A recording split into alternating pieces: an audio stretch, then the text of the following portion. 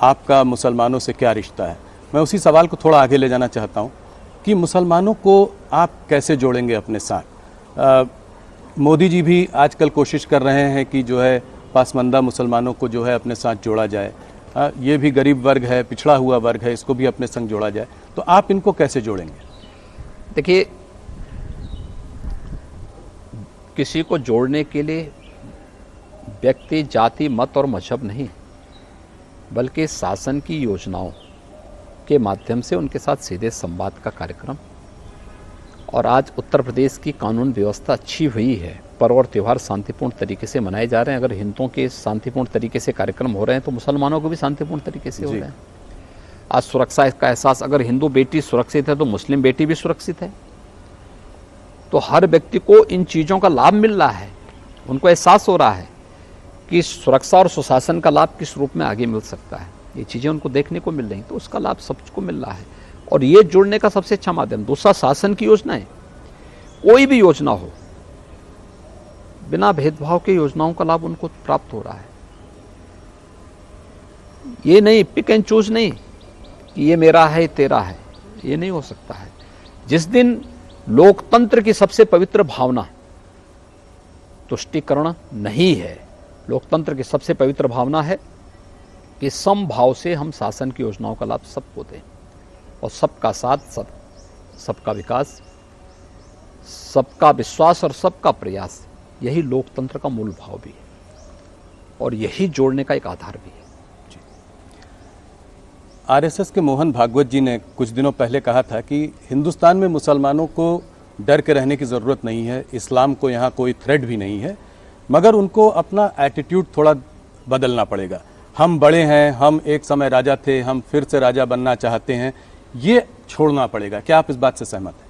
हाँ, माननीय सरसंघ चालक जी ने जो बात कही है एकदम सही परिप्रेक्ष्य में कही है।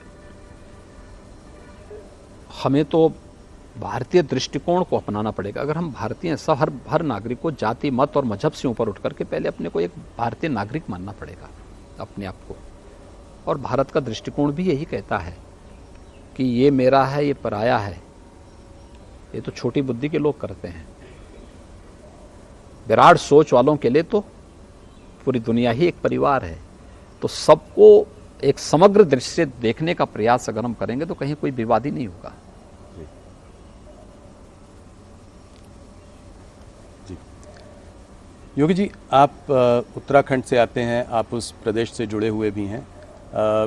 आप ये जोशी मठ को कैसे देखते हैं? क्या केदारनाथ, बद्रीनाथ में लोग दर्शन करने जाते हैं, भीड़ बहुत आती है, तो क्या वहाँ पे जो रोड बनाने में, डैम्स बनाने में, इन सब चीज़ों को बनाने में क्या हम अपने पहाड़ों को कमज़ोर कर रहे हैं? क्या हल देखते हैं इसका आप आगे? देखिए, केंद्र और राज्य शासन वहाँ के लिए अपनी कार्य योजना बनाई है और उसको प्रभावी ढंग से लागू भी कर रही है। मुझे इधर जोशीमठ जाने का अवसर नहीं मिला है, लेकिन हम लोगों को स्वयं भी, जो सभी लोगों को इस बारे में देखना होगा कि डेवलपमेंट कहीं हो, पहाड़ में हो या मैदान में हो, अनियोजित और अवैज्ञानिक जब भी होगा तो उसके दुष्परिणाम से कोई वंचित नहीं रहेगा। हम लोग बहुत बार देखते हैं नदी के कैचमेंट एरिया में बहुत सारे लोग बस जाते हैं जी, लेकिन नदी तो अपना रुख कभी ना कभी बदलेगी।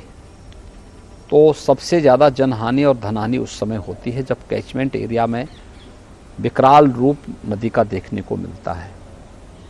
तो प्रकृति के साथ खिलवाड़ जब भी होगा तो उसके दुष्परिणामों से मानवता अपने को अलग नहीं कर सकती है। जी,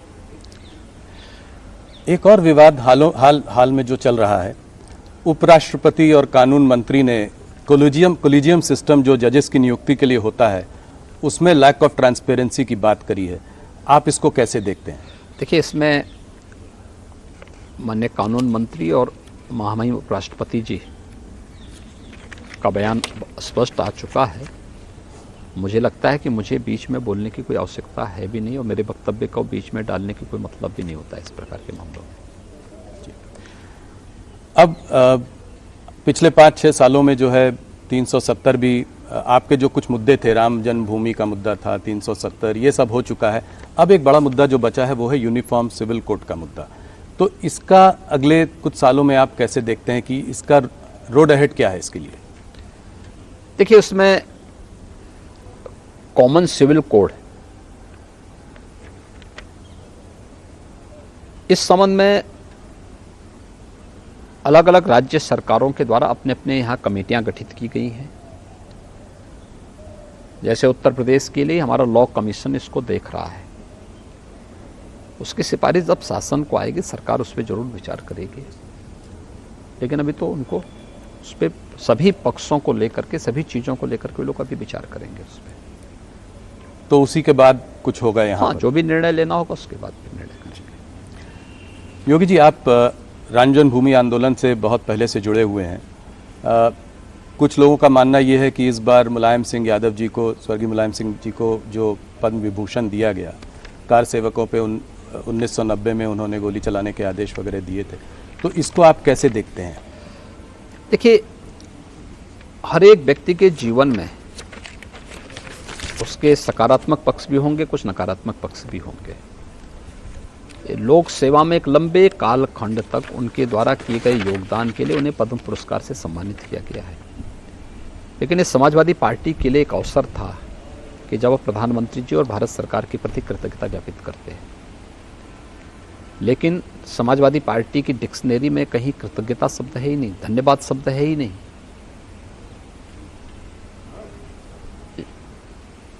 और वो इस प्रकार के सम्मान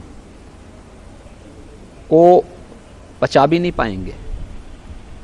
इसलिए नहीं पचा पाएंगे क्योंकि जिन लोगों ने नेताजी को कभी अब सम्मान दिया ही नहीं, तो वे लोग तो टिप्पणी करेंगे ही करेंगे। लोग कहते हैं कि इसमें आप लोगों की भी यादव वोट बैंक पर नजर है, इसमें राजनीति का भी एक एंगल। ये वोट बैंक का नजरिया नहीं है। यह किसी एक फील्ड में कार्य करने वाले लोगों की उन कार्यक्रमों को एप्रिसिएट करके नई पीढ़ी को समाज सेवा के कार्यों के साथ जोड़ने के लिए एक नई प्रेरणा है। योगी जी, जैसा कि मैंने कहा कि इस बार एक आपका नया रुख देखने को मिल रहा है, तो आपकी मैनेजमेंट स्टाइल क्या है? आप नौकरशाही से, यहाँ पे कुछ लोग घबराते भी हैं आपसे, अलग अलग तरह की लोग बातें करते हैं कि आप स्ट्रिक्ट भी हैं, डिसिप्लिनेरियन भी हैं। आपकी मैनेजमेंट स्टाइल क्या है? कैसे इतने बड़े प्रदेश को इतने यहाँ से और इतना बड़ा विजन लेके आगे जा रहे हैं, तो कैसे आप काम करते हैं? संतुलन समाज और सरकार के बीच में, सरकार और प्रशासन के बीच में एक बेहतरीन संतुलन के माध्यम से भारत सरकार के कार्यक्रमों को यहाँ पे ईमानदारी के साथ लागू करने, और फिर इस संतुलन के साथ साथ पब्लिक इनपुट भी हर एक योजना के साथ लेते हुए कार्यक्रमों को आगे बढ़ाना। हम कोई योजना बनाएं, उसका केंद्र बिंदु कॉमन मैन होगा,